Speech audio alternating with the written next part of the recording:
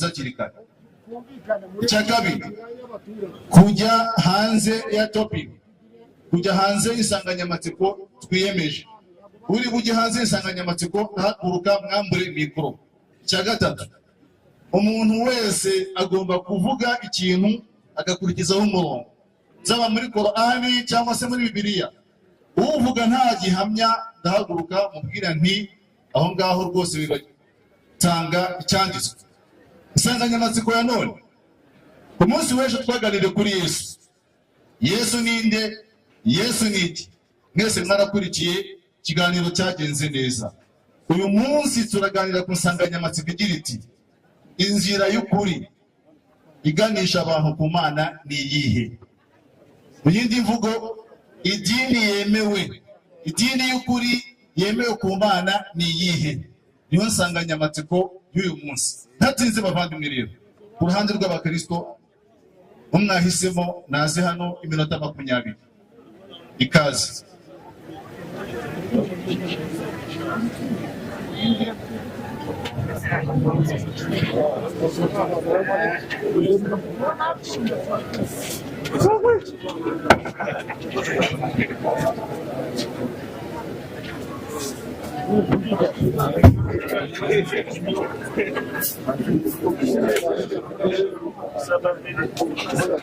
Mwami Yesu,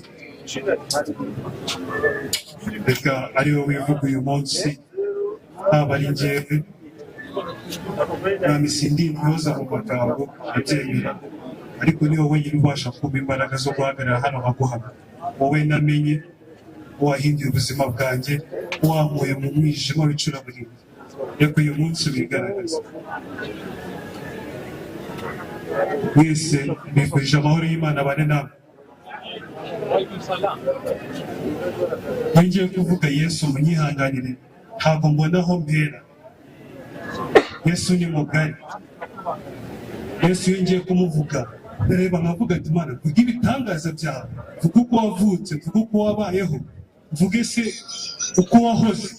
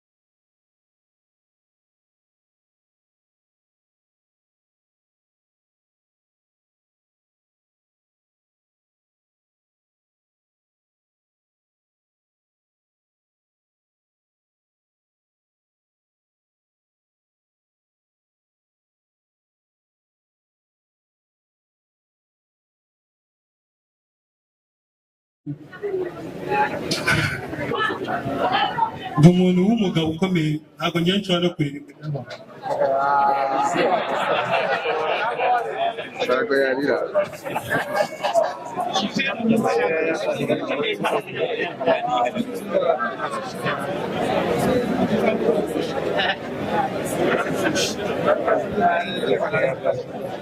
nababwiye ati nza kuba mfite amagambo nababwiriye Yesu uyu muvuga Almasih nayakababwiye kugira ngo mwakire mu buntu, ariko niwe yambereye byiringiro. uyu munsi ndagira ngo nkureho urujijo, ese n'iki kintu cyatumye ngiye mu Kristo? ntabibabwiye ati njyewe ntabwo ari ibintu nicaye mpange mu mutima wanjye, kandi n'umutima we wanjye urabimpamiriza n'Imana yanangiye ubuhamya.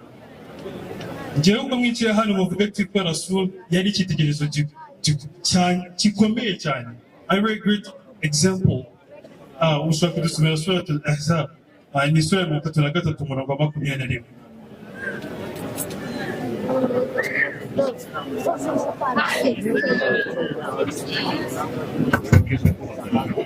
Sura ya 33 umurongo wa 21. umurongo wa 21 haravuze ngo rwose mufite urugero rwiza mukomora ku ntumwa ya Allah Muhammad. Ibyo ni ukuri, wa wundi wizera Allah n'umunsi w'imperuka kandi agasingiza Allah kenshi. uwo niwe Muhammad nanjye nakurikiraga nawe, kandi na sunna ze nkazikurikira, kubera ko niwe rugero ruzima nafatiragaho.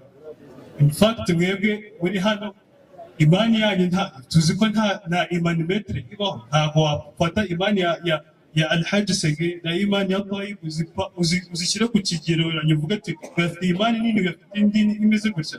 ariko njye ndababwiza ukuri, njye n'umutima wanjye urampamiriza yuko njyewe nari mpagaze neza muri sunna. wenda imani yanjye ntabwo yari ikomeye cyane ku buryo mwese murabizi, hari abantu hano mutegetswe gusarira ibipindi 5 ku gihe, ariko mwese se niko mwabishoboye? niko mubishobora buri gihe?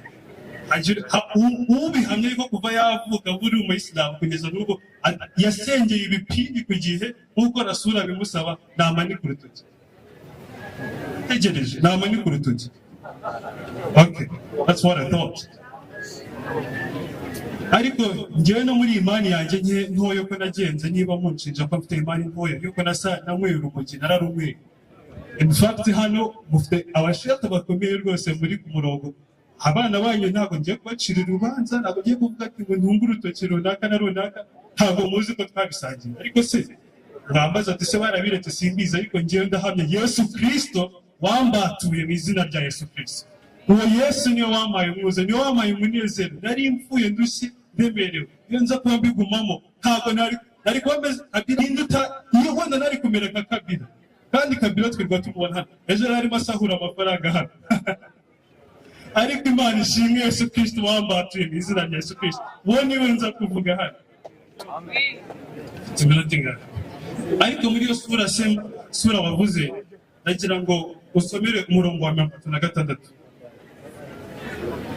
njyewe ko na sura nayemeraga neza. umurongo wa 36 yaravuze ngo ntabwo bikwiye kumwemeramana cyangwa umwemeramanakazi ko igihe Allah n'intumwa ye baciye iteka bagira amahitamo mu byo bagomba gukora, kandi uzigomeka kuri Allah n'intumwa ye rwose azaba ayobye ubuyobe bugaragara. nanjye mu by'ukuri ntabwo muravuga uti ibi ngibi byose mvuga mubona nkora kuri social media mbiterwa n'iki? ntabwo nigeze mbisoma ngo mbashe kuba nabanje kubihakana mbere na mbere. reka mbabwire ibyo, ariko impamvu ndi kuvuga gutya ni topic. turi kuvuga inzira y'ukuri ni njye ntabwo ndi umunyedini, nta dini ngira, ahubwo njye ndi umukristo. bisobanuye njye ndi umukristo. inzira y'ukuri ni ntabwo ni kugira ngo njye mvuge ati ngo mvuye mu Islam mbaye umukristo. ntabwo nigeze mfata ngo Sahih al-Bukhari 51-33 munyemeranye basome, cyangwa se mwana yisomera reka mbahe context, sibyo? uburyo bwo gucunguza umwanya igihe. kuko ntabwo ndi bujye kuvuga, ntabwo iri mu kinyarwanda ngo iri mu cyongereza, ntabwo naje kubemeza ko mfite icyongereza byibuze navuga, ariko reka mbabwire context. Ntabwo nigeze mvuga ati ngo Rasul yashatse umwana w'imyaka 6 aryamana na afite imyaka 9. Ntabwo ari ibyo byavuye mu Bisilamu, ariko ni ibyanditswe. Ukabona uko byambabaza kose cyangwa se n'undi wese uravuga ati biguriye iki n'umwana wawe, ntabwo ibyo byagize bimbwira ati wumve muri Islam. Tanga gihamya. Sahih al-Bukhari 31:33 niyo ujya kuri sunna.com niho hadithi zose ziri. Indi Sahih al-Bukhari igaragaza uko Muhammad sallallahu alaihi wasallam bari muhamara n'imigisha, ndi muri mwebwe rwose nta kibazo, ntabwo ntewe n'isoni ryo kuvuga ibyo bintu, abandi ntibagire bibera ikigusha. Niba hano muri Sahih al-Bukhari umurongo isura hadith ya 3 irangirika ukuntu Muhammad yakiriye iri yereko yakiriye malaikatu Jibril, nta nubwo by the way ivuga yuko ni malaikatu Jibril, ahubwo uwabimubwiye ninde, si ngombwa ngo mpajye ibintu byinshi, ariko ninde muntu munyereka umuntu wakiriye iyekanye baba baratandukanye n'abagabo cyangwa abagabo babo barapfuye, igihe cyabo bagomba gutegereza bakiri mu ngo zabo kugeza babyaye, kandi ugandukira Allah amworohereza ibye. Yego, Qur'ani ni amagambo ava mu kanwa k'Imana. Exactly. So ahangaha Allah aratanga ikibari cy'uko n'umwana utari wajya umugongo, utari wajya mu mihango akwiriye kuba yashyingira. Ibyo ntabwo nigeze mbimbera ikigusha, ntabwo rero ibyo bintu byankuye muri Islam. Ese umwana utari wajya mu mihango nareba mushiki wanjye Salihad Udawidadi n'abandi bose, umwana w'imyaka uri mute, kubera yuko scientifically umwana ushobora kujya mu mihango byuze the early age ushobora kubona ibyo bintu imyaka 8, 9 perfectly. Ariko muri kiriya gihe Rasul n'abandi bikwereka, hari na hadith ugayivuga yuko Muhammad sallallahu alaihi wasallam yashatse Aisha radiyallahu anha aryamana na afite imyaka 9, kandi imyaka 9 baryamanye atari agikinisha ibikinisho. Umwana ukinisha ibikinisho ntabwo yari akababare, ntabwo yari yakora mu by'ukuri, njye niko byumva, ariko niko byumva, I can be wrong. Ikindi nanone muri hadithi nanone, hadithi ya Sahih al-Bukhari 39. Iyi ngiyi ni segment itwereka yuko abantu bose baba bamurtad bakwiye kwicwa. Muhammad sallallahu alaihi wasallam barakora narration avuga amagambo yiwe yavuze ku giti cyiwe, avuga yuko uwo muntu wese akwiye kwicwa, yewe n'abandi baba atheist, abadafite n'imyizerere bagomba kwicwa. Ntabwo ibi byose byabereye ikigusha, ariko ni amagambo y'intumwa yayo, ntabwo nigeze nyashidikanya kugira ngo ariyo ankura mu Islam. Ariko reka mabwire ibyo namenye mu Kristo. First of all, icyambere namenye yuko nahoraga nibaza ikibazo, ese kubera iki ntabasha gukiranukira Imana uko bikwiye? Aho nisanze kubera iki ibintu ko ndi umwana wa Sheikh, ko nshaka kuba umuntu ufite imani ikomeye, kuki ngira imani ishidikanya, kuki bimera gutya, kuki ndi muri uru rumogi n'ibi bintu byose, right? Abantu bose turaremerewe n'ibyaha. Niyo mpamvu narebye nsoma bimubuye Bibiliya, mbona ko icyaha cya the origin of sin. So basomere mu ntangiriro ibice 3, usome imirongo iri exact igaragaza yuko hano hari ikintu nshaka kugira ngo mve. Intangiriro ibice 3 umurongo wa 1 kugera ku wa 4. Gira vuba. Haravuze ngo inzoka yarushaga uburiganya inyamaswa zo mu ishyamba zose, Uwiteka Imana yaremye ibaza uwo mugore iti, ni ukuri koko Imana yaravuze iti ntimuzajya ku giti cyose cyo muri iyi ngobyi?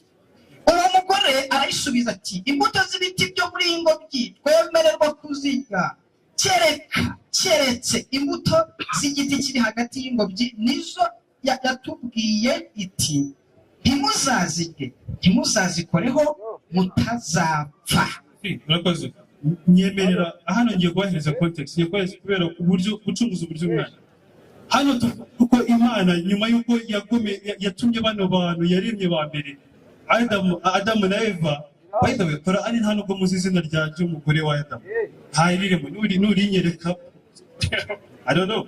Ariko ikintu kiba nuko Satani yaramusohoye mu ijuru, right? Aho ushobora kwibona muri sura ya 7 11 kugeza 18 niho mushobora kubibona. Ariko uyu nguyu Satani yazize ko mwebwe mufite different narrative cyangwa se amateka avuga yuko cyatumye Satani yirukana. ariko Satani itagira mbabwire mu byahishuwe hari ibice 12 kugeza ku wa 9 mbona yuko n'umurongo wa 4 waho honga mbona yuko atamanutse wenyine ahubwo yamanukiye na kimwe cya gatatu cy'amajiri cyangwa se cy'abantu bose bigumuye mu ijuru. Hanyuma nabona muri Islam mukavuga uti ngo suratu Jinn umurongo wa 1 na 2 shafi musome mu Kinyarwanda. فأوحي إلي أنه استمع نفر من الجن فقال إن سمعنا قرآنا عجبا يهدي إلى رشد فآمنا به ولا نشرك بربنا أحد.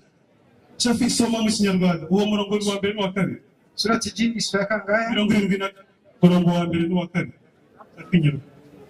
Surati Jinn murongo wa 1 na 2 nyarutse haravuze ngo vuga yawe Muhammad yego uti nahishuriwe ko hari itsinda ry'amajini. Nahishuriwe ko hari itsinda ry'iki ry'amajini yego ryateze amatwi yego Qur'an isomwa yego nuko riravuga riti yego mu by'ukuri twumvise Qur'an itangaje iyobora iganisha ku kuri nuko turayemera yego kandi ntituzigera tubangikanya Allah nyagasani wacu n'ikintu icyo ari cyo cyose. yego ayo ni amajini ari kuvuga ariko sinzi niba mwumvise context. Yes, ntabwo wabona muri kugufata mwumvirize. reka dusubiremo amagambo amajini ari kuvuga. Akram, ntabwo muri kumva neza. I rebuke the demons in the name of Jesus Christ. I rebuke you. Izina icyo ndi kuvuga ntabwo muzi inkomoko y'abangaba. Aba ni abatanywe na Satani avuye mu ijuru. Abo bantu baba beza gute? Mubita amajini meza gute? Ko ari abantu b'abadayimoni bigumuye ku Mana. Imana yabashukunye hano mu ijuru. Bategereje gucirwa mu izina rya Yesu. Bategereje umushinga w'uruhara w'Imana.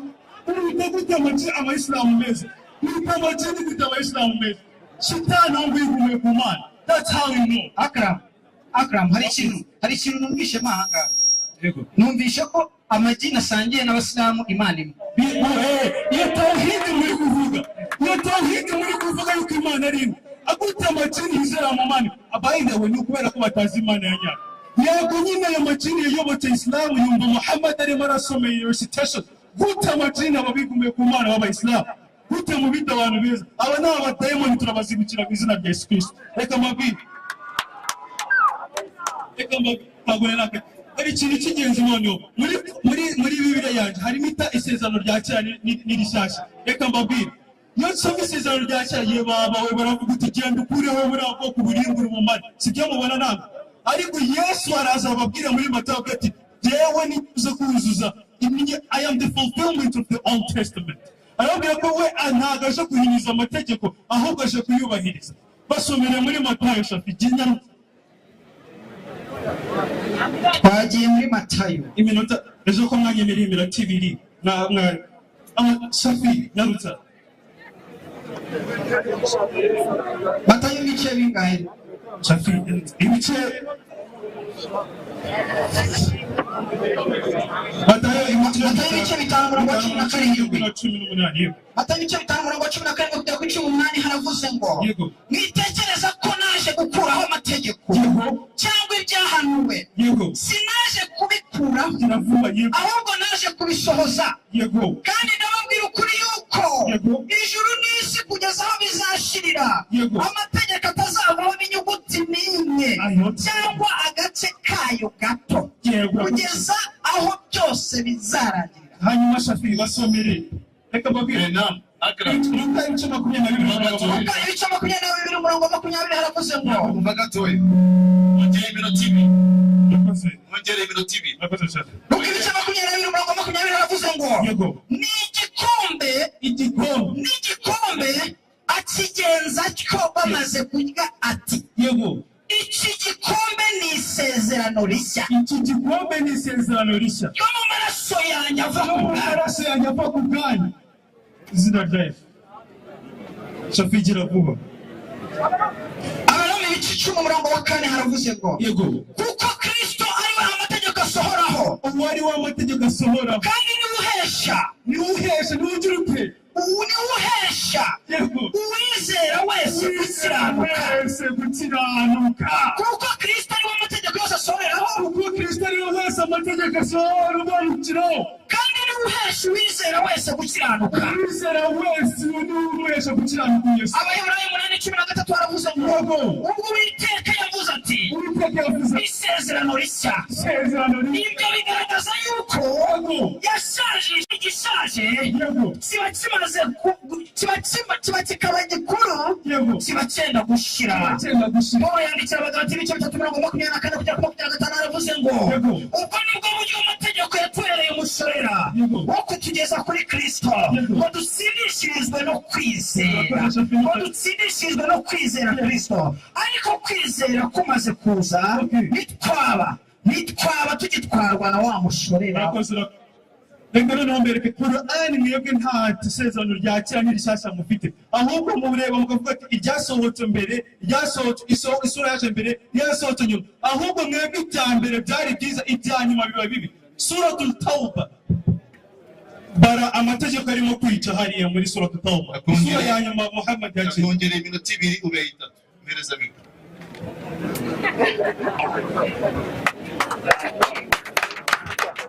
Islam Takbir Takbir Shimiri Imana Islam Imana ishimwe twamuhaye topic kugaragaza idini y'ukuri kwiriye gukurikiza inzira y'ukuri igana ku Mana ni iyi twamwihoreye ava ku murongo ajya muri Bibiliya ajya ku madayimoni ajya kuri Yesu ajya hanze y'insanganyamatsiko Shafi nikosa Akram nikosa wakoze icyo kintu kimenye ngo haye gato jone nongera ndaguhabuje abandimwe rero hari ikintu amaze kuvuga ariko baramusubiza mu kanya babyanditse byose ngwino Imana yarongoye Aisha afite imyaka 9 Abayisilamu mwari muzi imyaka Mariya nyina wa Yesu yasamye afite imyaka 11 nibwo yasamye inda ya Yesu ariko nta mukristo n'umwe ushobora kubivuga kirazira abandimwe rero tutigeze kumenya izo twebwe Islamu tutigeze kumenya no gusenga tuzikorere tuba abakozi ba Yesu tuzemere amagambo y'uwo muhanuzi cyangwa umuntu wabirose cyangwa umurozi kuko Imana yanyu yasubiramo neza ijambo ntuzagire gute ntuzayemere amagambo y'uwo muhanuzi cyangwa umurozi kuko Uwiteka Imana yanyu izabibagerageza Imana yarakugerageje ngo imenye yuko mukundisha Uwiteka Imana yanyu n'imitima yanyu yose n'ubugingo bwanyu bwose ahubwo mujye muyoborwa n'Uwiteka Imana yanyu kamaze inyandiko muyubahe mwitondera amategeko yayo muyumvire muyikorere muyifatanye akaramata ntimuyiveho kandi uwo muhanuzi cyangwa uwo murozi umve yavuze ngo hari imirongo ya Bibiliya ya Korowani ivuga kwica kandi uwo muhanuzi cyangwa uwo murozi cyangwa uwo muntu akubwira ngo yarose bazamwice bazagira gute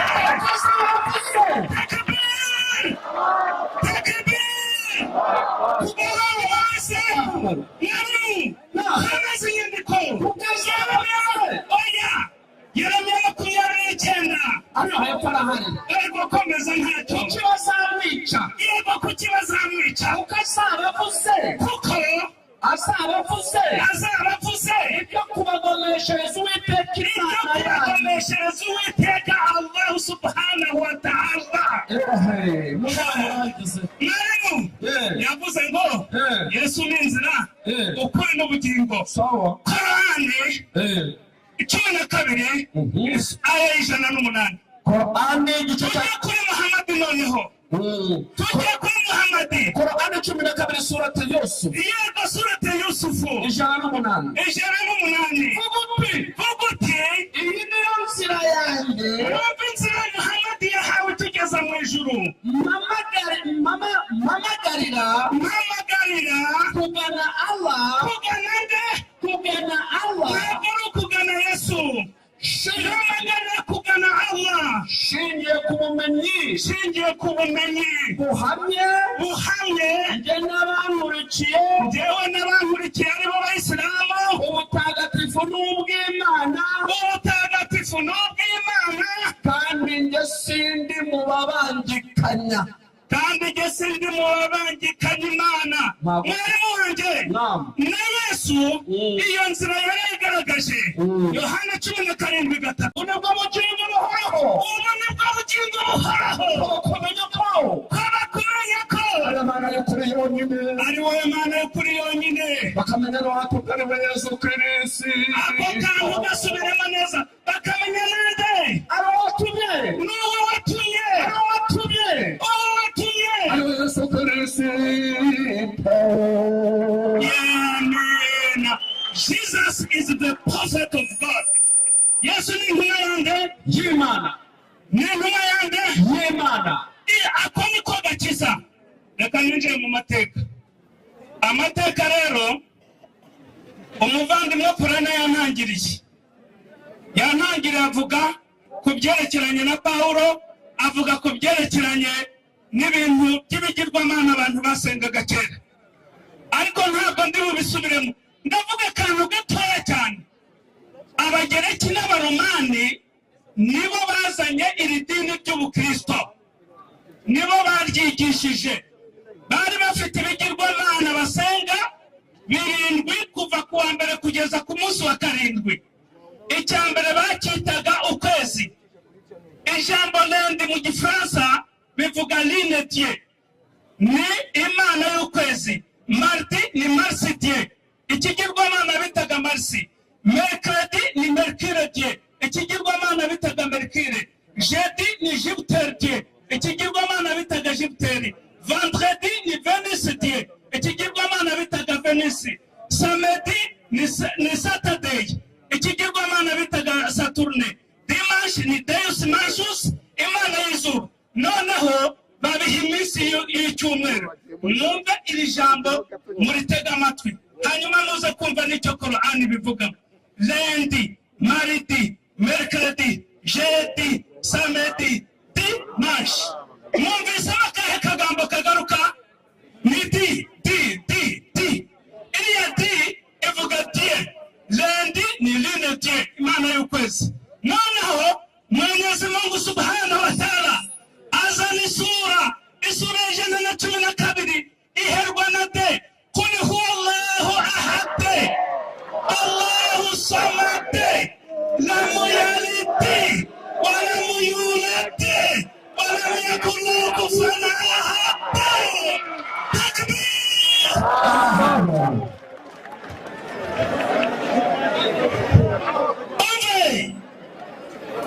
Ekamangiriza hano rero intumwa y'Imana Muhammad sallallahu alaihi wasallam, ndagira ngo mubereke muri Bibiliya no ku mibiri yanyu, mbereke Muhammad muri Bibiliya no ku mibiri yanyu mwebwe abakristo.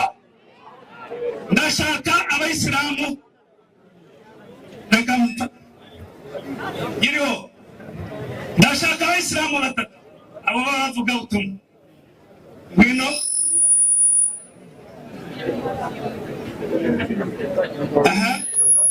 Hagarara hano.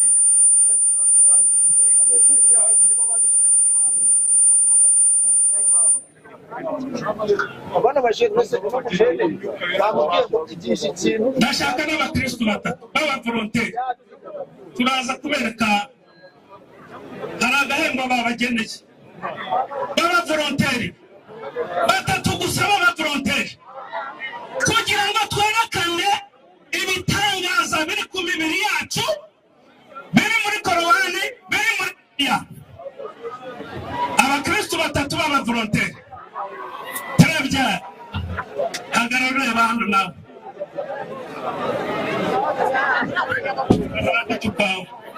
Undi umwe. Bihaza umwe. Basi umwe gusa. Noneho turagira ngo muri aba banyacyubahiro b'abarimu cyangwa b'abakristo umwe dufashe azareba ibyo bimenyetso. Hagarara. Umwe dufashe. Ngwino dufashe rwose. Nukureba. Ahari. Okay, ngwino hagarara ha. Cyangwa wowe ugiye kubireba. Sibyo? Uza kuvugisha ukuri. Dini ni umukristo. Uri umukristo. Ndumwemera Imana. Uri umwemeramana. Hari ubwo uri umuyisilamu?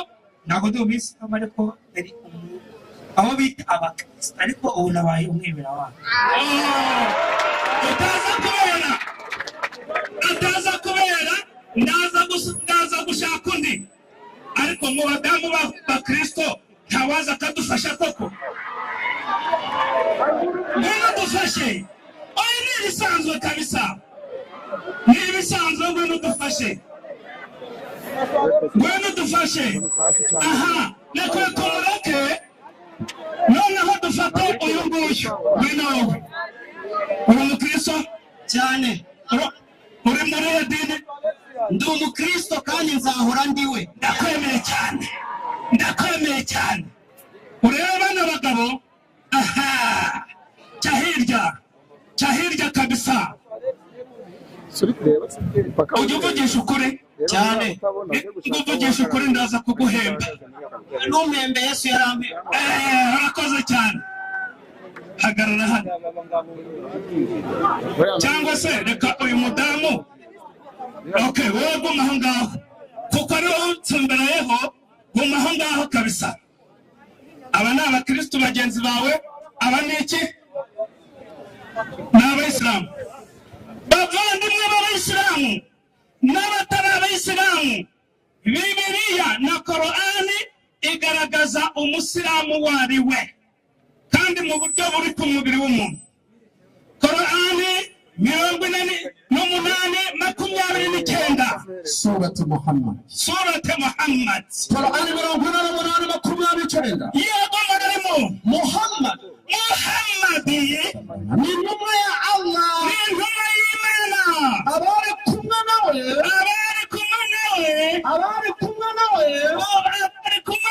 baramwemeye. Komeza. kandi n'abanyamwe hagati yabo ubabona bubamye bakanubama mujye hasi bunamye. Nuko nguko bimeze bashakisha ingabire ziturutse kwa Allah batashakisha ingabire ziturutse ku Mana no kwishimirwa ikibaranga. muhaguruke turebe ikimenyetso kibaranga. Nta yindi mikoro iharira ngo mumpere uno mugenzuzi. Ikiranga abantu bakurikiye Muhammadi uko bimeze igira hino. ikibaranga ni ikimenyetso cyo igira hino. Ikibaranga ni iki? Bakurikiye Muhammadi. Banza wumve. ikibaranga ni ikimenyetso cyo kubama. Yego. uruhanga rwabo Kiri hehe? Ku ruhande rwabo Wakibonye cyangwa ntacyo wabonye? cyaturutse mu gukurikira Muhammadi. Sawa. wakibonye Ariko Nakibonye cya Muhammadi. kimeze gute? Kiri mu ruhanga rwabo. Ni agaki? Ni agasinye. Namwe n'umugabo. Ngwino ukarebe nawe. Gira vuba. Wakabonye? Karebe. Wakabonye hano? Wakabonye no kuri uyu nguyu? Genda hariya. Wakabonye? Wowe wabibonye? Nabibonye. Komeza mwarimu. Reka tujye mu nyandiko noneho rero sasa. Ikiranga abantu ba Muhammadi twabonye ko ari iki? ni ikimenyetso ikimenyetso kiri mu ruhanga rwabo. Ni ikimenyetso kiri mu ruhanga rwabo. Ese Bibiliya we, ikimenyetso kiri mu ruhanga rw'abemera aribo Abayisilamu ni ikimenyetso kigaragaza abantu bazamera gute cyangwa bameze gute? Ibyahishuwe bya Yohana 9:3. Ibyahishuwe bya Yohana 9:3. Ibyahishuwe bya Yohana 9:3. Umwotsi. Ariko bari uvuze ngo muki? Umwotsi. Mu mwotsi hazamo inzige. uretse mwarimu mu mwotsi uwo mwotsi uza ahantu uvugwa. Korani 44:10 igira vuba. Korani igice cya 40. Kubanza dusoma uwo mwotsi uzatera ku isi. Tegereza umunsi. Tegereza umunsi Ikirere kizuzura umwotsi. hari umunsi ikirere kizuzura umwotsi. Garagara. Usibye Isilamu na Kiliziya Gatolika byonyine imyaka 900 kuva mu kinyejana cya 7, noneho Abayisilamu baje kubohoza umujyi bita Constantinople mu mwaka w'1453. Uwo mujyi wari waritiriwe umwami bita Constantinus, wa wundi umuvandimwe yavuze wazanye ihame ry'ubutatu mu nama ya Niseya. Bari mu nama ya Niseya yisomera aho ngaho muri icyo gitabo La Foi Catholique. Yisome mu Gifaransa ndabizi kukizi. Ego. Aha. Premier concile de Nicée. Premier concile œcuménique. Inama ya mbere nkuru ya Kiliziya yabayeho Le 19 juin ku itariki ya 19 z'ukwezi kwa gatandatu au 25 août kugeza kuri 25 z'ukwa munani 325. muri 325. Aho niho bemeje yuko Yesu ari Imana, yuko Roho Mutagatifu ari Imana muri iyo nama ya Niseya. Kuva icyo gihe rero habayeho Kiliziya Gatolika y'i Roma, hanyuma mu kinyejana cya 7 haza idini ya Isilamu. Bimara imyaka 900 kugeza mu kinyejana cya 16 nta rindi dini rivugwa usibye Isilamu na Kiliziya Gatolika byonyine. Uwumva yumve cyangwa se ajye gukora ubushakashatsi. Ni ukuvuga Kiliziya Gatolika na Isilamu byategetse isi imyaka 900, Abaprotestani, Abadive, Abapantekote batarabaho. Baje kubaho gute rero? Aho Abayisilamu babohoje umujyi wa Constantinople mu mwaka w'1453 bahise bashyiraho bariyeri ibuza Abagatolika cyangwa se Kiliziya ya Roma kwinjira i Yerusalemu. Noneho Mutagatifu Petero, urwo rusengero rwagombaga gutwara imyaka 100 kugira ngo barwuzuze n'akayabo k'amafaranga menshi. Niyo mpamvu bagiye gucuruza ibyo bita indulgensia. Yewe nabaye muri Kiliziya Gatolika cyane, nize na teologiya ya. Hanyuma rero uwitwa Martin Luther amaze kubibona, yari umupadiri muri Kiliziya Gatolika, aravuga ati je proteste contre l'église catholique, mpakanye Kiliziya Gatolika. Kuva icyo gihe bamwita protestant, bisobanuye umuhakanyi, wahakanye Kiliziya Gatolika. Ntibyatinze uwitwa Jean mu gihugu cy'Ubufaransa nawe aravuga ati nanjye mpakanye Kiliziya Gatolika 1534. Ntibyatinze umwami wo mu Bwongereza nawe aravuga ati natwe Abongereza tugomba kwigenga, idini ryacu turyise idini ry'Abongereza, Anglicanisme. Burya harimo ijambo Angleterre, umuntu akaza akakubwira ngo gende mu Bangirikani, mu idini ry'Abongereza, atazi no kuvuga good morning. Reka ndekera iby'amadini. Kiliziya Gatolika ibibonye nayo ishyiraho ingamba zo guhangana n'Abaprotestani. Bahanganye mu gihe kingana n'imyaka 300. Iyo myaka 300 ishize, mu mwaka w'1831 mu gihugu cya Amerika havuka umuhanuzi bita William Miller, wiyitaga umuhanuzi. Aravuga ngo noneho mbonye yuko Yesu Kristo agiye kuza kudutabara. Azaza mu mwaka w'igihumbi magana inani na 44. Nayishizeho yarangiye. Okay, reka ndekera aho ngaho none. Now, mpereza mikoro.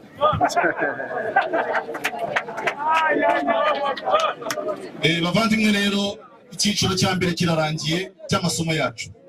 Dusigaje icyiciro cya kabiri. Tugana ku musozo. Deba, kubazanya. Turatandukanya ukuntu twabigenje ejo n'uyu munsi. Azajya haza ushaka kubaza tumuhe iminota 2, hagarara aha ngaha iminota 2, asubize iminota 5. Gutyo ndacunga kusaha cyane. Ndahera ku Basilamu. Mwapanze ndakora ndubaza. Areimana Twaibu. Bavandimwe rero mbere ukagera aha ngaha, aya masomo yose ari guca online cyane ku Rwibutso TV. Tubasaba ko mwabushyigikira, mukabusura, mukarureba, mugakora subscribe mwese inshallah. Twaibu, bimubaza iminota 2 nitageraho nibabaza amasegonda 30 nta kibazo. Singombwa ko iminota 2 bayigezaho. Akira mikoro. نعم السلام عليكم ورحمة الله وبركاته. وعليكم السلام ورحمة الله وبركاته. الحمد لله رب العالمين والصلاة والسلام على رسول الله محمد صلى الله عليه وسلم. nyakubahwa muyobozi w'ibiganiro, uraza kunyihanganiraho, urabona ngiye nta mwanya nigeze mbona wo kuvuga, musenka hari akantu muri bumfashe. Bandebere muri Korani igice cyaho cya 42 ku murongo waho wa 13. Kurange ntivuga mu nkuru y'umugozi.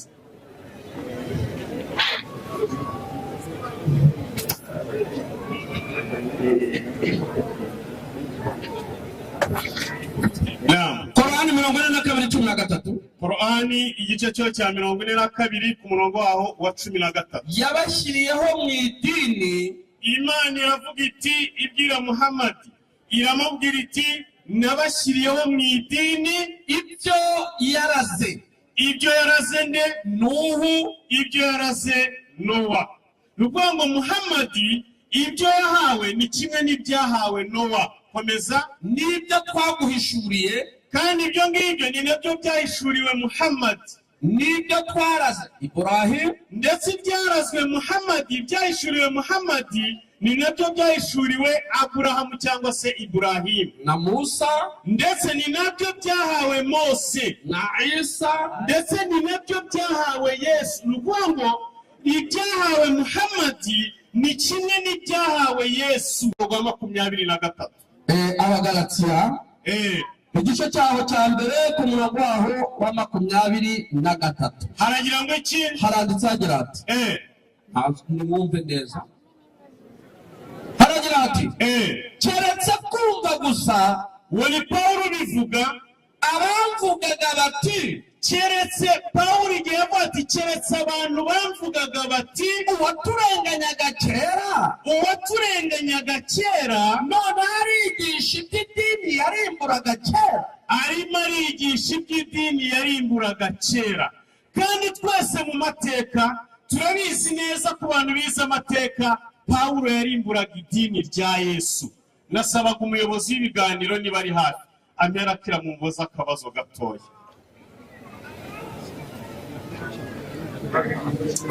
Nawe namumere mikoro. Lega kiramu ni umwana wacu n'inshuti yacu. Akiramu. Oya nta kibazo n'icyo ngo ntabwo dushaka kumuvuna. Akiramu. Tubonye yuko Yesu yari umwisilamu nk'uko Korani ibigaragaza. Ese inshuti yanjye ufite inyandiko yaba ya Korani cyangwa ya Bibiliya ihamya ko Yesu yigeze aba umukristo? Naam. Tubahaye Oya ndekera umuvandimwe. Nabi gusabye mbabarira kubera Imana. Nambabarira kubera Imana. Akiramu. Ufite inyandiko ya Korani cyangwa ya Bibiliya ivuga ko Yesu yari umukristo? Namakira. navuze yuko yari Kristo. Ntabwo nakubajije izina rye. Yego, igisubizo kiri Nakubajije idini. Ufite inyandiko. Nyine Akira mushuti yanjye. Umva neza ikibazo cya rwose nguciriye bugufi imbabarira. Ntabwo nakubajije ngo Yesu. Umva nshuti yanjye, ya turimo turaganira. Ntabwo namubajije ngo Yesu yarinde. Yesubiza ngo ni Kristo, sinamubajije ngo yarinde. Je nabajije idini rye. Twebwe Abayisilamu Korani tubwiye ko Yesu yari umuki, yari umwisilamu. None we yabaye umukristo. None niba yemera Yesu, afite inyandiko imwe ya Bibiliya cyangwa ya Korani yemeza ko Yesu yigeze abaho umukristo. Namutwaye. Icara bagusubize. Murakoze cyane. Ariko nambindikiranye. Yego. Tuguhaye iminota 5 yo gusubiza. Bayibuli umunyedini koko. Bayibuli umunyedini koko. Reka mbishimangira. Mwese hano abanyedini. Yego, Islamu ni idini. Islamu ni idini. Nasubiza mu minota 5. Ese ninsubiza mu minota mike, iminota yanjye mwayisevinga nkaza. Oya. Nabirangiye. Kumva nanacece kuko najya gukoresha umunota umwe nawe gusubiza. Ariko nakibazo reka ngerageze gusubiza.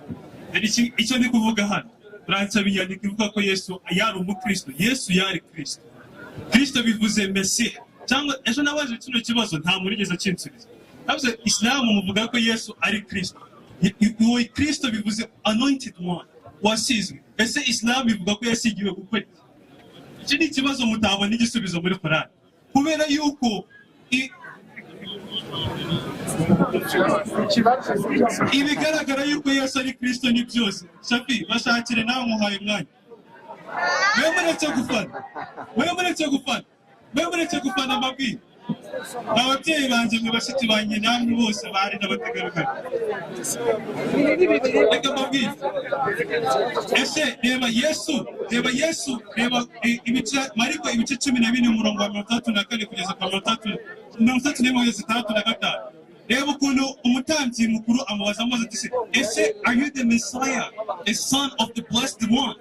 Ese uri Mesiya? Kubera yuko abantu bose baravuga ati ni Mesiya.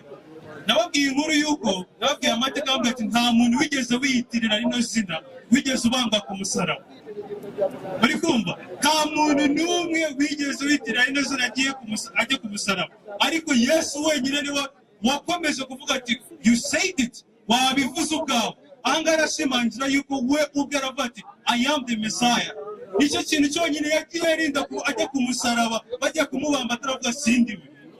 He is the son of the blessed one. Niwe Mesiya. Kandi iryo zina n'iryo bwaryo riramubwira ni Kristo.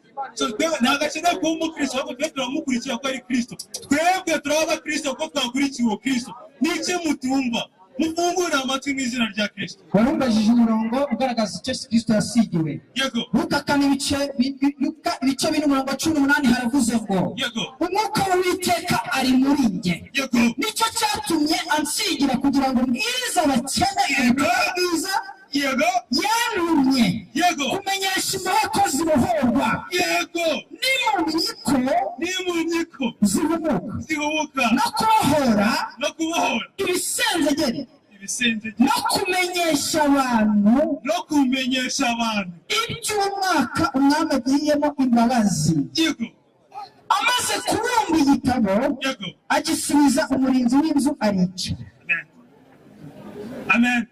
Niki kindi mukeneye kumva? Iki nicyo kimugira uwo Kristo, nicyo yasigiye gukora. Islamu mwita Isa huwa Masih. Masih bivuze iki? Yasigiwe iki? Ese naronge ndababaza ati Yesu ko muvuga ngo Allah ngo yamuhinduye isura ari ku musaraba. Niki cyamujyanye kuri uwo musaraba nababaje? Agiruza nsubize. Niki cyamujyanye kuri uwo musaraba mbere yuko Allah ahindura isura yiwe? Icyo kigaragaza nanababwiye ati iki kigaragaza ikibazo. Uretse kujya kure. Uribuka insanganyamatsiko turiho? Urayibuka? Uranyemera mvuga impamvu mbashiki. Ndakubajije nanjye. Urayibuka? Yesu ubu Kristo. Insanganyamatsiko. None iki kibazo bigendanye nabyo?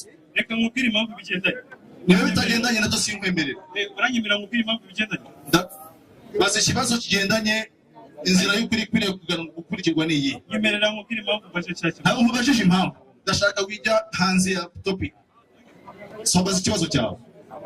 Ese Qur'ani, okay, ari Qur'ani na Bibiliya ni iki gihereza confirmation y'iki? Impamvu ndi kuvuga ati ino kino kibazo ni iki? Nusoma muri Qur'ani Surat Yunus umurongo wa 54 irakwereka ibwira Muhammad n'abandi bayisilamu kumwese mujye kubaza ibya Qur'an, mujye kubaza ibya abahawe ibitabo al-ahd al-kitab. Tubasomera Shafi 10:94. Siniyo gusa ndababera Qur'ani Surat Baqara umurongo wa 2. Sura y'icumi umurongo wa 94. Yego. Ndabahereza n'indi mirongo ibereka yuko Bibiliya Qur'ani iri kuba iriyagenderaga confirma Bibiliya. Impamvu mukoresha synologique ejo natunguwe no kubona muravuga ati 94 haravuze ngo kandi yewe Muhammad niba ushidikanya kubyo twaguhishuriye ngaho baza abasomye ibitabo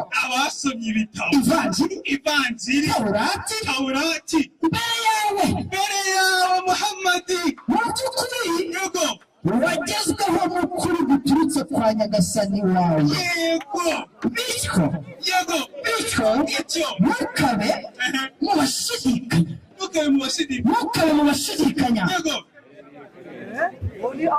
Ikibazo nabajije ese ko muri kuvuga iyo muvuga bino bintu impamvu nakibajije hano ayo bashaka avuga ati Yesu amushaki. Yesu arakubwira ati yaribonekeye intumwa z'ubwa mbere Thomas adahari arababwira ati mukore mu biganza byanjye mureho abantu bakuru. Arabereka azamura n'abwo ati mureho abantu bisice mu rubavu. Arabereka ko yazutse ariko umuntu yaraje akura mu Baheburayo bati mbona yuko hano harimo tricks nyinshi. Ariko cyane asa kumureba Qur'ani irababwira yuko Bibiliya ari igitabo mugomba kugenda mukadusobanuza niba mufite gushidikanya.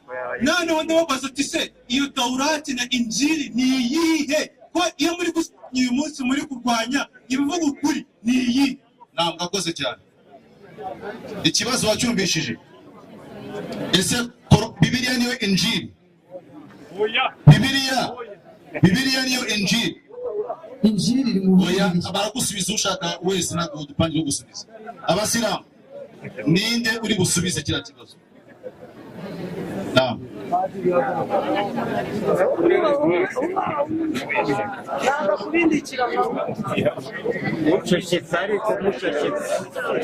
Assalamu alaikum warahmatullahi wabarakatuh.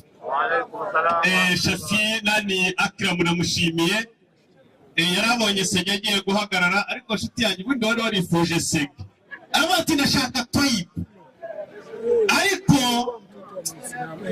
kwere maskini umuvandimwe mumugirire impuhwe kandi mumusomere iduha Imana imworohereze kubera yuko ibintu arimo ntabwo abizi. Icyambere jewe ikibazo mbere na mbere namubajije ko yagiye mu bukristo yakurikiye nde kwese atigeze aba umukristo.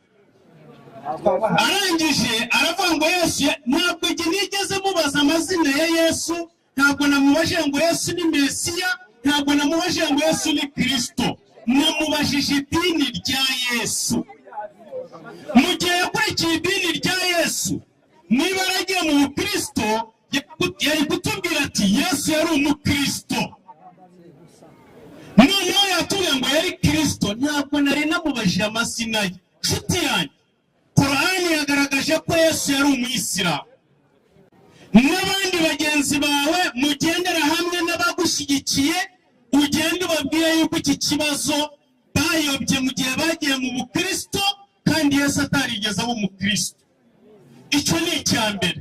Reka mufashe abakoze ubukristo iki kintu cyumvikana. Bashinze ubukristo biyitiriye Kristo. Akira iki ntiwakimenya ko bashinze ubukristo. Yesu yaragiye mu ijuru kera bashinga ubukristo biyitirira nde Kristo. Bari bamwiyitiriye. ntabwo Yesu yigeze asiga umukristo ku isi. Nshuti yanjye, mwana wacu dukunda, aba babyeyi bose baragukunda, aba bagabo bose n'urubyiruko rwose ruragukunda. Muhungu wanjye, nshuti yacu, warayobye gira ugaruke. Niyo nama nkugiriye. Kandi ikindi, ndakugira inama yo kwitwara neza imbere. Hano hari ababyeyi bawe. Hanyuma tujya ku kibazo cye. Arabaza ati muntandukanyirize Korani, musobanurire Injili. Iki kintu yaba Shafi aratumenyera, arabimenyera, arabizi ko Bibiliya atari ijambo ry'Imana. Ijwi rye narifite. Ryo narifite. Urabizi Shafi, uri inshuti yanjye, urabizi ko wowe ubwawe uganira na Segera kubaje ati wemera ko muri Bibiliya amagambo arimo ari ay'Imana. Shafi wowe ubwawe waravuze uti hoya, ababishaka bajye kuri TikTok bandikemo ibisubizo, baze ku Ibisubizo TV Rwanda, muraza kumanuka, muraza kubona Shafi, muraza kubona bihamye. Uwo ni inshuti yacu, arabizi. N'ukuri arakuzi, ariko kuba umuyisilamu ni impano y'Imana. Bavandimwe, ikigendanye na Injili, Injili ni igitabo kimwe Imana yahaye intumwa y'Imana Yesu. Taurati ni igitabo kimwe Imana yahaye intumwa y'Imana Musa. Barashaka inyandiko, kuko ubu tubikwereke muri Korani nawe ubwawe wabyisomeraga. Barashaka inyandiko. Hanyuma Taurati ntabwo ari igitabo cyanditswe, ahubwo ni igitabo Imana yamanuriye Mose, na Injili ni igitabo Imana yamanuriye Yesu ari we Isa. Hanyuma ataza kubyitiranya na Bibiliya, ataza kubyitiranya na Bibiliya kubera yuko atabizi. Twebwe turamufasha. Bibiliya akiramureba hano, nturangare. Bibiliya biva ku ijambo ry'Ikigiriki ari ryo bivuga Biblos. Shafarabizi. Biblos bivuze ikusanyirizo ry'ibitabo cyangwa se biblioteke. Hanyuma cyanditswe n'Abagiriki, nuko Dr. Matabaro yabivuze, Abagiriki banditse kino gitabo Bibiliya, noneho bamaze kucyandika babura izina bacyita Biblos.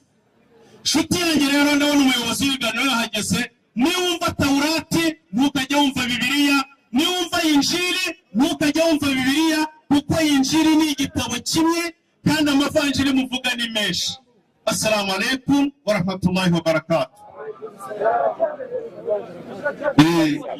Ikibazo kindi turashaka guha muri imbagira aha ngaha ushaka kubaza. Ngwino hano. Ihangane turabwisha.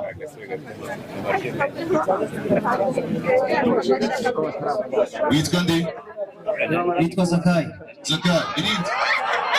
Nitwa Hategekimana Claude Zakai. Zakai. Utuze Abayisilamu namwe bakristo. Usengera hehe? Itorero ryanjye na ADP. ADP. Ikibazo cyawe ni ikihe? Ikibaza si minota 2 batanze. Banyemerere ba bene data badahagurukije hariya mu byubahiro byanyu, namwe muze hano. Umva muvandimwe, uje kwigisha, uje kubaza? Uje kubaza. Subiza. Ndabaza mite nica. Ibyo simbikwemereye. Ndabaza mite nica. Mba gatowe. Ubwo burenganzira simbikwemereye. Guhaye umwanya wo kubaza. Niba udafite ikibazo, subira hasi. Somera. Ndabaza muri Bibiliya ibyakozwe n'intumwa igice cya mbere umurongo wa 18. Nubwo banze kuza hano ngo batwereke. Haleluya! Abarokore haleluya! Ibyakozwe n'intumwa igice cya mbere umurongo wa 18 haravuze ngo kandi uwo muntu amaze kugura isambu kubyo yahaweho igihembo cyo gukiranirwa kwe, agwa yubamye araturika, amara ye yose aratakara. Aba bene data nta kibazo. Reka dusubiremo. Kandi uwo muntu amaze kugura isambu kubyo yahaweho igihembo cyo gukiranirwa kwe, agwa yubamye araturika, amara ye yose arataraka. Mu byubahiro byanyu nk'abigisha idini ya Isilamu, mwatwereka itandukaniro rya Yuda wubamye agaturika amara akajya hanze na kuriya kubama mwakoze hano murakoze Islam takbir action takbir umahunga kanguhe umuyobozi w'abavuga butumwa imusinaga arigisha uri gusubiza Amir Sege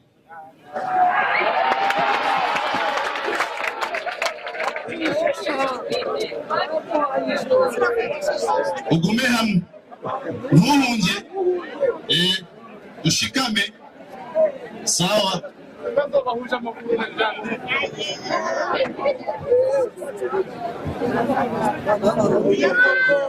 Assalamu alaikum wa rahmatullahi wa barakatuh. Wa alaikum salam wa rahmatullahi wa barakatuh. Waislamu la silaha. Waislamu la silaha. Raha. Kwanza tushukuru Mwenyezi Mungu. Mbere na mbere turashimira Imana tuwezesha siku ya mwisho hapa kuba idushoboje tukaba tugeze ku munsi wa nyuma hano kwa kutetea dini ya Uislamu, kuba turimo kuvugira dini ya Islamu, kutetea kitabu cha Qur'ani tukufu cha Mwenyezi Mungu, kuba turimo kuvugira igitabo gitagatifu Qur'ani, na kutetea jina ya Mtume Muhammad no sallallahu alaihi wasallam, no kuba tuvugira izina ritagatifu ry'Imana Muhammad sallallahu alaihi wasallam. Ndugu yangu uyu muvandimwe anauliza swali, arabaza ikibazo katika Abaroma mu gitabo cy'Abaroma 1:18 byakozwe n'intumwa igice cya mbere ku murongo 18 sawa, byakozwe n'intumwa 1:18 hari naho byahereye. Sabwa umuntu yego amaze kugura isambu yego kubyo yahawe igihembo yego cyo gukiranirwa kwe yego agwa yubamye aha araturika aha amara yose arataraka kabisa. kuki yaguye yubamye. Huyu yuko anazungumza hapa, uyu nguyu umuvandimwe atubwiye hano, cha kwanza mbere na mbere sio gaunda ya kusali, mbere na mbere ntabwo ari muri gahunda yo gusali, hakuwa na gaunda ya kusali, ntabwo yari ari muri, ntabwo umuntu wakuye akuba agaturika, ntabwo yari ari muri gahunda yo gusali. Huyu ni Yuda. Uyu nguyu ni Yuda. Wakati wanasema alipewa pesa igihe baba barimo kubeshya ngo yahawe amafaranga ya kumtoa Yesu, ngo yo gutanga Yesu, akaenda ngo yaragiye akauza sambu, ngo yaragiye agura isambu, mwisho akaanguka, ngo hanyuma ngo aza kwikubita hasi akapasuka, ngo agaturika. hiyo ni Yuda, ngo uwo ni Yuda, sio kusali. ntabwo yari arimo gusenga. Matayo we Pepewe tuulize Matayo, niba uteteke tuulize Matayo, tubaze na Matayo. Matayo wao unasema nini? Ese Matayo we wowe uvuga iki kuri Yuda? Matayo 27 gasoma. Matayo Yego. Matayo 27:3 Matayo arabivuguruza maze Yuda wamugambaniye Yego. abonye ko urubanza rumutsinze Yesu Yego. aricuza asubiza abatambyi bakuru n'abakuru Yego. cya bice by'ifeza Yego. ngo yarafasha bigurisa hano yarabibasubije. Yego. Hanyuma bigenda Ibiro bitatu ati nakoze icyaha Yego. kuko nagambaniye Yego. amaraso atariho urubanza. Hanyuma Yego. baramusubiza bati Yego. biramaze Bila mazi ibyawe ibyawe azajugunya mu rusengero arasohoka Yego. aragenda Yego. arimanika aribamba. ayiwe ushakiki icyo shaka bakuwe yawe Waislamu takibiri, Allahu Akbar. kitabu kyao chenyewe Igitabo cyabo ubwabo zinapingana.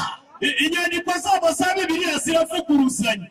Moja inasema aliuza sambu, Inyandiko ya mbere yavuze ngo Yuda amafaranga bamuhembye yaragiye yigurira umurima. Matayo anasema uongo. Matayo ahise avuguruza n'ibyo mu byakozwe n'intumwa, avuga ati wayashawe uri murabeshya. Huyu alikabata pesa akarudisha, Ati uri murabeshya, amafaranga yaragiye yajugunya mu rusengero. wakaikataa, Hanyuma barayanga, akaenda kuitupa kanisani. hanyuma aragenda yajugunya mu rusengero. Mwisho Hanyuma akaenda ngo aragiye Angalia kwa makuzi. Baragenda yahura. Akajihura. Aragenda yahura. Sasa none ukweli kwa noneho ko tuvuga tuti ibintu byo gupfa kwa Yesu ni ibinyoma. Yuda w'umugambani yari yahuye cyangwa yarasitaye yeko. Ukuri kuri ni ukuri. Hiki ni kitabu kweli. Ubwo ko iki ni igitabo cyayobora abantu cyivuguruza ubwacyo. Shafii anasimama nani? Akram. Hiyo maneno ndio maana nilikuwa nawaambia Waislamu. Ayahagaze bavandimwe, niyo mpamvu hari ibintu byinshi ngenda mbabwira Abayisilamu. Wakati Shafii alianza kusema nani, Akram alianza kusema maneno mengi, igihe Akram yatangiraga kuvuga ibintu byinshi nikanyamaza. Jewe nicecekeye. Mimi nina niveau ine ya wahubiri. Ati jewe akanongera sobanura neza. Ati je Akram yatangiraga agitangira kuvuga ibintu byinshi. Ati jewe naramwumvise ndicecekeye. Ati jewe nyoboye ababwiriza butumwa b'amatsinda 4 mu gihugu. Huko niveau ya kwanza hari ababwiriza butumwa b'urwego rwa mbere ni hawa n'abangaba mureba. Huko niveau ya pili hari ababwiriza butumwa bo mu rwego rwa kabiri. Huko niveau ya tatu hari n'ababwiriza butumwa bo mu rwego rwa gatatu na niveau ya 4 hakaba n'urwego rwa 4. Kupokea telefoni ya Waislamu. Ati Shafii noneho muri kwa kuvuga ngo cyangwa nashaka gushora urugamba hagati yanjye na Sege. Hanyuma ati ntangira kwakira amatelefone y'Abayisilamu. Unamuogopa? Barambwira batari ko se kuriya mwana ko ari wo kwa shehe waramutinya tubimenye. Hivi mnaona Shafii ko niveau yangu? Koko umurabona Shafii ku rwego rwanjye.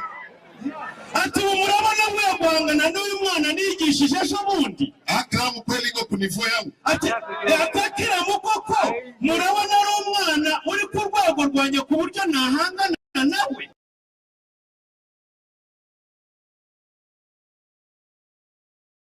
Kwa nini nimekubali? Kubera iki noneho jewe nabyemeye?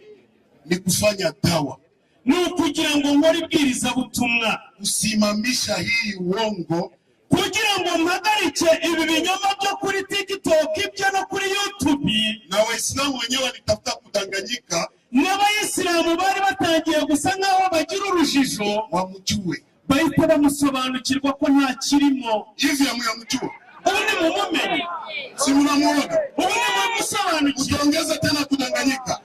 Ubu muzongera kumwibashyaho. Muzongera kumwibashyaho. Takbir! Akram umwana wangu, mtoto yangu. Uri umwana wanjye. Baba yako ni rafiki yangu sana. Papa wawe ukubyara ni inshuti yanjye cyane. Unasema mimi niko napoteza tukondoo tudogo. Ati wowe uvuze ko ngo nimakuyobye udutama dutoye. Na wewe nakutuma. Ati noneho jewe Akram ndagutumye ugende uniitie wale walimu yako waliye kukudanganya. Uje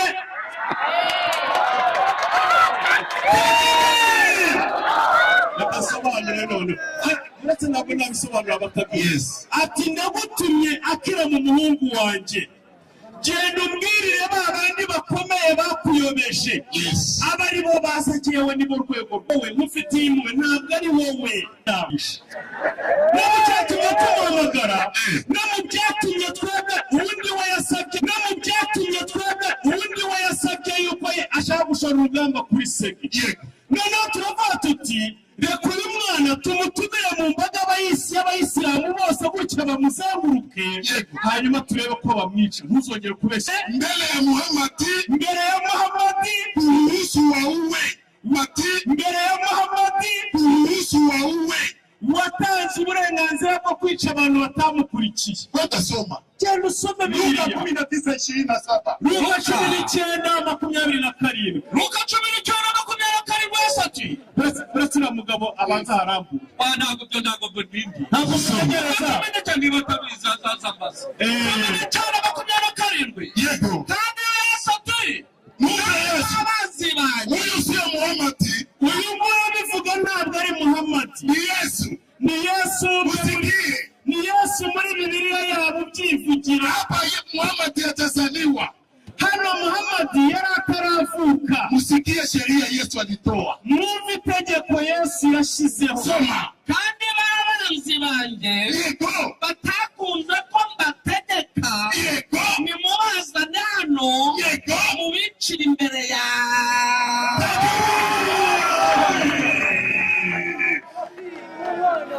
Kasubiremo. Ngwino hano. Sogea hapo. Nakavuga nde nandebe mu maso Sogea hapo. afite amezi aravuga Yego. kandi babanzi banjye Kwani Yesu alikuvuka? amaze abanzi be Yego. turababona muri Petero. Aha. abanzi be n'uriya muvandimwe Yego. kandi babanzi banjye Yego. batakunze ko mbategeka Yego. nimubazane Hano ku muhazara naje mfite myako. Navuga ni mirongo yakuriye muri TikTok. Yego. Agakura imirongo kuri YouTube. Yego. Yavuye Yesu. ari muri Petero wa kabiri Soma. kabiri Aha. 15. Soma. haranditse ati Yego. baretse inzira igororotse Aha. barayoba Yego. bakurikira inzira y'abaramo Yego. aribo bitaga bari Yesu. Urumva dukomeza. None basiramu ejo bundi tumanutse. Barambwiye baturiye mwana uburyo twamubonye avuga muri mumwikura imbere. Twa tutini idini Imana nta muntu wayivogera. Ariko nanjye utanze uyu murongo ugaragaza yuko na Yesu ubwe bintu yabivuze. Ntabwo hano hantu yarahazi. Yihangana nahandike. Aze ni mwigishe. Ndiyo sababu tunamwambia mtoto wetu. Niyo mpamvu uyu mwana wacu w'Abayisilamu tumubwira tuti, anasema Muhammad alioa mtoto wa miaka 9. Yavuze ngo Muhammad ngo yarongoye umwana w'imyaka 9 ku TikTok. Muri TikTok yarabivuze. YouTube. Muri YouTube arabivuga. Muhammad alibaka. Muhammad yafashe ku ngufu. Yafashe umwana ku ngufu. Akira. Ulikuwa Muislamu. Koko ko ari umwisilamu kweli kubaka huyo maana ya kubaka na kuoa. Koko ubukunganya gutya ntabwo uzi gutandukanya gushaka no gufata ku ngufu. Kwa mazuri Muhammad sallallahu alaihi wasallam. Mu byiza by'intumwa y'Imana Muhammad sallallahu alaihi wasallam alifanya ibyo yakoze. Abubakar yarebye Abubakar akampenda mtume. Abubakar yakunze intumwa y'Imana hata siku mtume alikufa ndetse no kugeza ubwo intumwa y'Imana yapfaga. Abubakar hakusadikia. Hakusadikia kama mtume anakufa. Ntabwo yigeze yizera neza ko mtume ko intumwa y'Imana Muhammad yapfuye. Pia upendo alikuwa anampenda. Bitewe n'urukundo yamukundaga. Na niyo ilituma ni nacyo cyatumye aseme hivi, avuga ati mtume, intumwa y'Imana, sina cha kukupa. Jewe nta kindi naguha. Nachukua mtoto wangu. Jewe mfashe umwana wanjye sababu ya kukupenda. Bitewe n'urukundo ngufitiye. Awe mke wako. Abe umugore wawe. Abe umufasha wawe. Hiyo ni kubaka. Koko akira. Ko wize iwanyu bakakwishyurira amashuri. Ubwo ko ni ugufata ku ngufu. Iyo ushatse umufashe ku ngufu kandi ni kuwavuza. Koko waretse gusebanya nshuti yanjye. Bure bupesa balikupa subiache kidogo. Turiya dufaranga baguhaye ntabwo watureka. Wihangane. Ihangane ubireke. Mwisho hanyuma bwa nyuma mtume akamwacha Aisha kwa baba yake kwa. Hanyuma mtume Abubakar amuhaye amurekera iwabo. Baadaye hanyuma ndiye alikuja kumuomba. Nibwo yaje kumumusaba. Kubaka ni nini? Gufata ku ngufu ni iki? Nakutana mwanamke no gusanga umugore hatuna naye gahunda. Nta gahunda mufitanye. Ama mtoto mwanamke cyangwa se umukobwa namukamata ugahita umufata aenda naye mu nyumba ugahita umukurubana mu nzu ama mushamba cyangwa se mu gisambu namuvua nguo kwa nguvu ugahita umukuramo imyenda ku ngufu na muzini ukamusambanya. Hiyo ndiyo kubaka. Ibyo ni bita ufata Akram. Ndio vile Muhammad alifanya. Akram. Niko Muhammad yabigenje. Usije kuulizwa siku ya kiyama. Mwana mushuti wacu utazabibazwa ku munsi w'imperuka. Hata kama unatoka kwa watu kabone nubwo waba uvuye mu bantu siwasemee vizuri kidogo. kuko ntabwo wabavugira n'ibyiza niyo byaba bikeye. Ubu idini ya Isilamu nta kintu yakumariye. Kwa hiyo ndugu yangu, kubw'ibyo bavandimwe, kwa kumalizia, mu gusoza natafuta nimuoneshe Akram nagira ngo ngire icyo nereka umuvandimwe wacu Akram, na Waislamu na Wakristo wako hapa, ndetse n'Abakristo n'Abayisilamu bari hano, asome kugira ngo agende asome. Idini sio Kinyarwanda. Ijambo dini ntabwo ari Ikinyarwanda. Anasema sawa kabisa. Yagize gutya ngo tike. Hii neno dini, iri jambo dini ni neno la Kiarabu, ni ijambo ry'Icyarabu. tutie mu Kinyarwanda, dushyize mu Kinyarwanda ni nzira. ni inzira. Kama kweli anayua ni njia, niba bizi neza, niba si ko ari inzira, na Yesu alisema mimi ni njia, nose akaba yaravuze ati ni nanjye ndi inzira, na yeye anapinga njia, kandi akaba arimo gupinga inzira. iko na mpinga nani? ubwo yapinze nde? Sasa wewe kwa Yesu wewe, yavuze ko nta dini agira. anampinga nani? ubwo yapinze nde? Acha niwaoneshe wanani wako kunjia ya Yesu. Reka noneho tubereke abantu bari mu nzira ya Yesu nonaha ngaha. Na ndio kwenye Akram alitoka. Ni naho umuhungu wacu Akiramu yavuye. Yesu mamereza imbere y'abantu. Nanjye abangaba batatu turabafataho urugero nk'urw'abigishwa. Abangaba batatu turabafataho urugero nk'urw'abigishwa ba Yesu. Yesu anaenda kusali Getsemani. Yesu ni nk'igihe yari agiye gusenga mu gashyamba k'i Getsemani. Tuone alisali kama Waislamu ama kama Wakristo. Ese tugiye kureba yasenze nk'Abayisilamu cyangwa ntabwo ari uyu muhanda bacamo? Ni mafundisho yake, ni inyigisho ze, ndiyo njia, ni inyigisho ze, niyo nzira. Mariko 14:3. Yego. Bagera hitwa Getsemani. Yesu ageze Getsemani, maze abwira abigishwa bati, abwira abigishwa be ati, nimuba mwicaye hano banze senge. Yesu anavuga mwicare hano mbanze senge. Mumureke cyo gukora iki? Yesu agiye gusenga. Ajyana Petero, mu bigishwa 12, Yesu ajyana Petro na Yakobo, Zakayo munsi ni Yakobo na Yohana. Ni bangahe? Endelea. Atangira kumirwa no guhagarika umutima cyane. Ili mbeleo hato twebwe Abayisilamu, sisi Waislamu, twebwe Abayisilamu tukienda kusali, iyo tugiye gusali cyangwa se gusenga, imamu ametuacha nyuma kumustari. ugiye kuyobora amasengesho adusiga inyuma ku murongo, yeye anaenda mbele, hanyuma yakigira imbere ho gato. Akiramu anayua hiyo. Akiramu arabizi. Huyo anaitwa imamu. Uyu nguyu aba ari imamu, ari we cyo bisobanuye umuyobozi. Ni kusema na Yesu, ni ukuvuga ngo na Yesu akuwa imamu kwa wanafunzi wake. igihe agiye gusenga yabaye imamu ku bigishwa be. Endelea. Yesu yigira imbere hato, yubama hasi arasenga. Zakayo, hii ni gahunda y'ukusenga na kwari y'urupfu.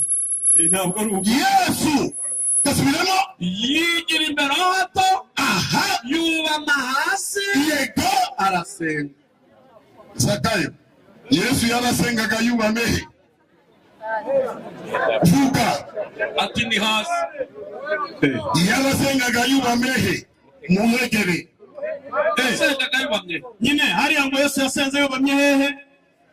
Asenze yubamye muri Matayo 6:9. Nakomerezo data wa twese uri mwijuru. Sawa. Ariko no yubamehe. Ariko none igihe yaragiye gusenga yavuga ariya magambo yavuze yubamye hehe? Nakomeze nakomeze yubamehe. Uyu ni urugero rwa Yesu.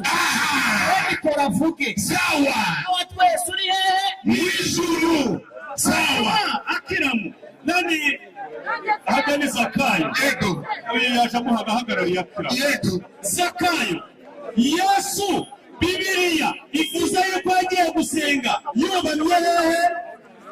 Hasi. Sawa. Subira hariya. Zakayo, Pinyimana, nusanga umuntu ari gusenga gutya, ari muri edini. Arakubaza neza byumve neza. Kabisa. Uramutse usanze abantu bari gusenga gutya bubamye hasi. Idini ryabo baririye, abarangi basenga za shwepu zo mu misozi na Zakayo irikire neza. Urashaka kutubwira ubu se arashaka kutubwira ko hose yasengaga nk'abarangi? Zakayo guma hano. Tegereza subira hariya na turu yawe igiye kuza, subira hariya. Zakayo Bitatu warekayo. Umva Zakayo. Iki nicyo kitumenyesha ko tumuzi Yesu. nicyo kitumenyesha ko turi Abayisilamu. Tuzi Yesu. Nuko twitondera amategeko. Nuko twitondera amategeko ye. Uvuga ko amuzi. Uvuga ko azi Yesu. Yitondera mubeshi. Uri mubeshi. Takbir. Komeza. Kuri muri we. Yego. Ariko umuntu wese witondera ijambo rye, urukundo akunda Imana, baramaze gutunganyirizwa muri we. Icyo kitumenyesha ko turi muri Yesu. Nicyo kitumenyesha ko turi Abayisilamu. Turi muri Yesu. Kuko uvuga ko uri muri Yesu.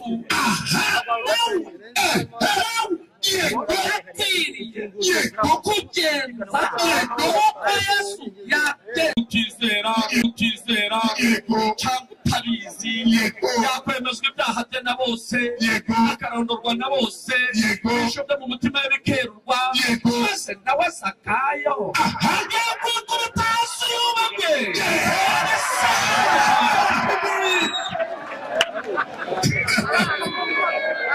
Waislamu takbir. Allahu Akbar. Takbir. Allahu Akbar. Wao wanajua tu kumwimba Yesu. Bazi kuririmbira Yesu. Unisaidie na kartoni kidogo. Bazi kuririmbira Yesu kabisa.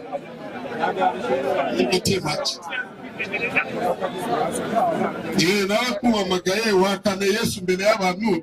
Abagiye turaje mu kanya nawe. Turaje tukubwira bo wicaye hariya hawe. Zakayo mu muhamazi abanze amanura akavumba ariko. Zakayo mu muhamazi. Ariko Amin.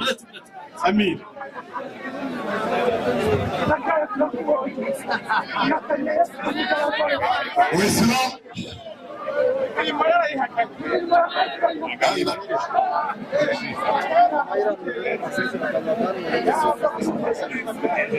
Waislamu raha. Kwa hiyo kubw'ibyo ombi yangu nilimuomba Akram. Yewe icyifuzo cyanjye nasabye umwana wacu Akram. Sitafanya tena deba na Akram. Ubimenye ntabwo nzongera kwicarana nawe ngo turakorana ibiganiro mpaka.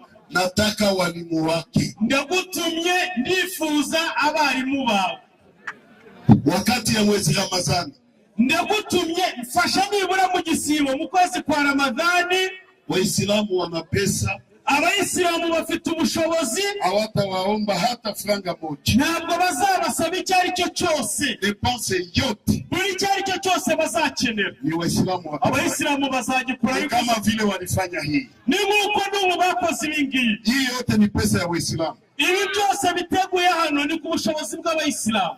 Naam, muko tayari mwezi Ramadhani tupokee walimu wa Akram. Nisaidie na hii kartu. Muzane hano ikarito hano. Akira muzaba tuzanyire kandi urabizi ko turi inshuti. Iyo gahunda ndio hii.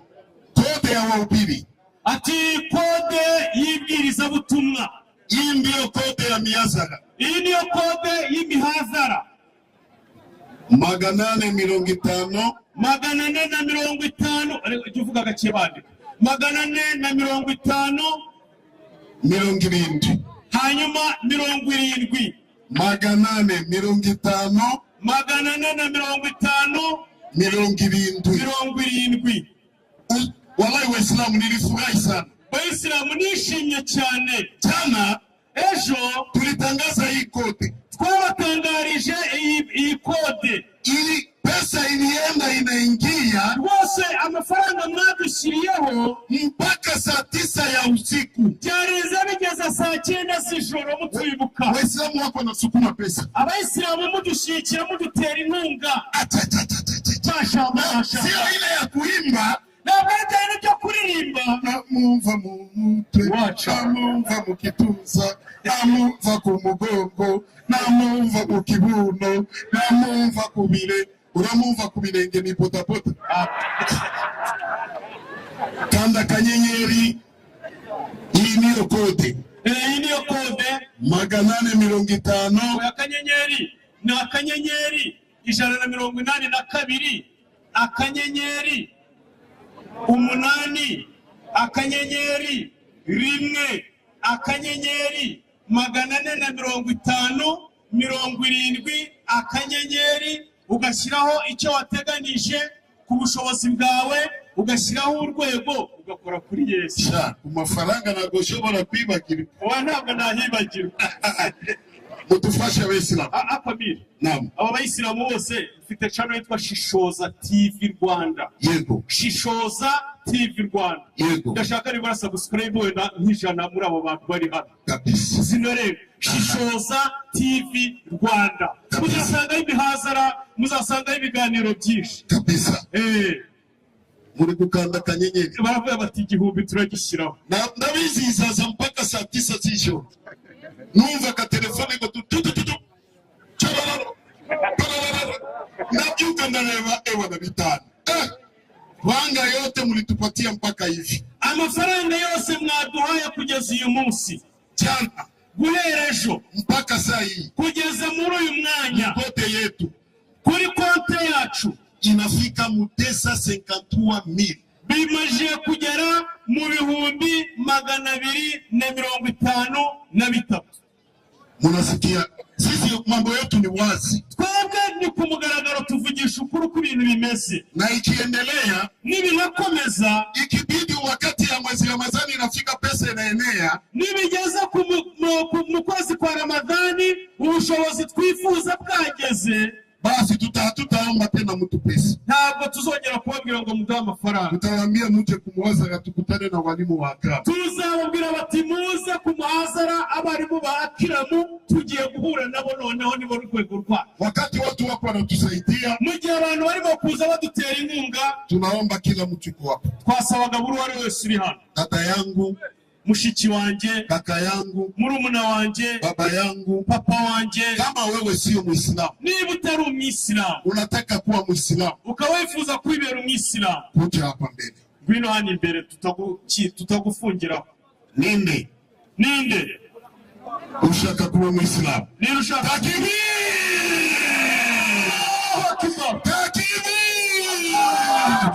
Wamama mtayarisha mitandio. Tunashaka mitandio hano. Dada anaamua kuwa Muislamu. Mushiki wanje asema kuwa Muislamu. Takbir!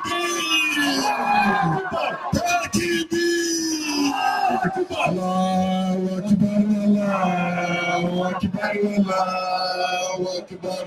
La ilaha illallah, Allahu Akbar, Allahu Akbar, walillahi. Nini unataka kuwa Muislamu? Nini unifuza kuwa Muislamu? Mwanaume ama mwanamke? Yaba umugabo cyangwa umugore. Nani ungine?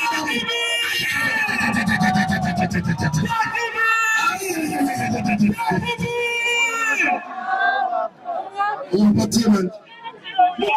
Mumakayira yegere hano. Asilamu muzamura twese. Tuzamura twese.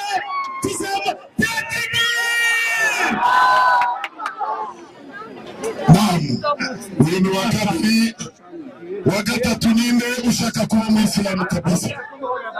Yeyote naona ukweli anataka kuwa Muislamu.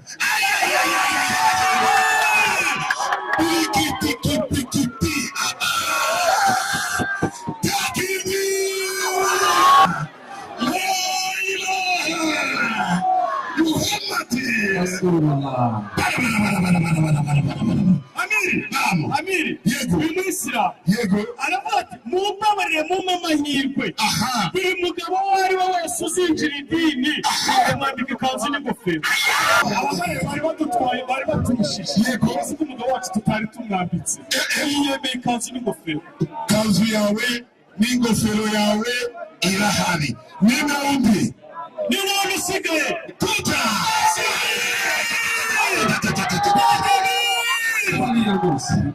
azabazana Yesu azabazana n'abari kure bose Yesu azabazana Allahu Akbar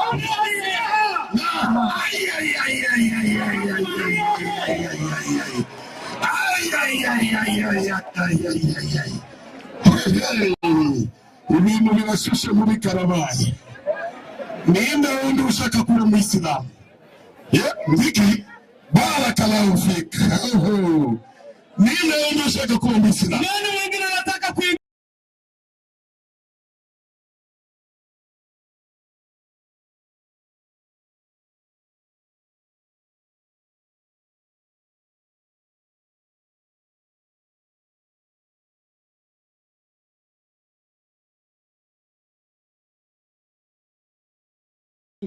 muzamure urutoki sawa kabisa fanya haraka amagambo avuga musubire mu mwese tufunge cyane musubire musizo mwese musubire ashhadu ashhadu an an la la ilaha ilaha illa Allah illallah wa ashhadu wa nashhadu anna Muhammadan ala muhammadan abdullahi wa rasuluhu wa rasuluhu.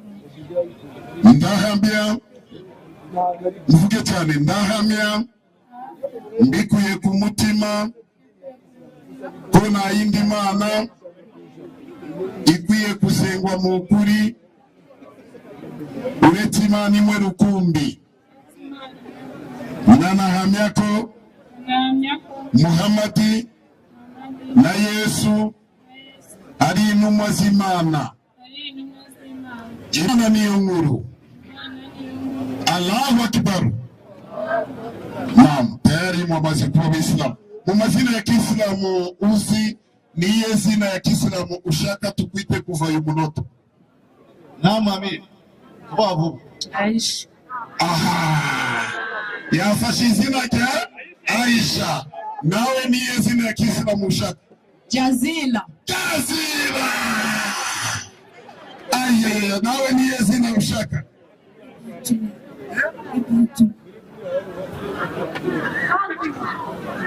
Amatullah aha nawe niye zina ushaka ya Kiislamu Laila nawe Laila nawe mwese mwafashe izina imwe wewe wanyuma niye zina washakaga ari Shakila ari Sumaya ari Nuriyati ari Zainabo ari Asia ari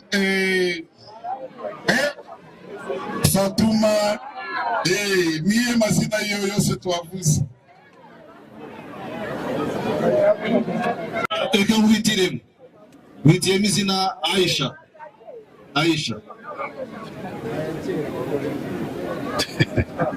bavandimwe rero ubushobozi bw'Imana ibyiza bigerwaho turashimira umutuzo mwagaragaje umutuzo mwatweretse ndetse n'ikinyabupfura kidasanzwe ikibari cyacu baduhaye ku nzego z'umutekano inzego z'akagari n'umurenge bari batubwiye saa 12 mu Kadomo kuba twamaze kuzimya ibyuma byo twumvikanye none amasaha aragiye kuba twavuze duti ntago Amir ari wasigaye twamumwe umwanya uhagije kubera ko nuriya twamuhaye umwanya uhagije iminota irenze hafi 40 yose kuba yagera ahangaha uyu sege mpaye iminota hafi 25 nabo kubera iyo mpamvu rero abavandimwe tugeze ku musozo w'igikorwa cyacu nkuko twabisabye abari abagenzi bacu ukwezi kwa Ramadani icyumweru cya mbere turifuza ko twazaganira n'abarimu ba Akram abarimu ba Akram akaba aribo tuganira nabo ntabwo twongera kwakira ikibazo twashoje kubera impamvu rero abavandimwe twabasezeranyije tuzakora muhabara hano muri tembere cya Ramadani muzaze muri benshi kwezi ku mwarimu meze muri munsi muri tayari insha muri tayari icya kabiri support y'abavuga butumwa irakenewe cyane iri tsinda mwabonye ahangaha ni nayo mpamvu mwarimu batubwiye ngo kano gakarito bashyize hano umuntu wese ace hano inshallah kubera Imana kugira ngo ibikorwa nk'ibi tuba dutegura, ntabwo tubitegura hano gusa, tubitegura mu gihugu hose. Niyo mpamvu rero support yanyu, inkunga yanyu, barakanavika ibikenewe.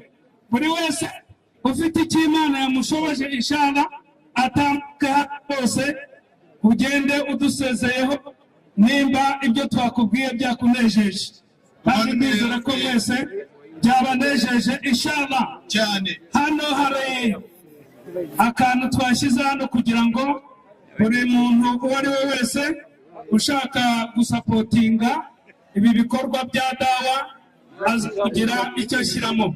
Hano kode ni 450-70. Ku bashaka gushyira kuri kode. Ikindi nabwira abavandimwe kuko nabivuze mbere, ufite urubuga ruri kuri WhatsApp, uri no kuri TikTok.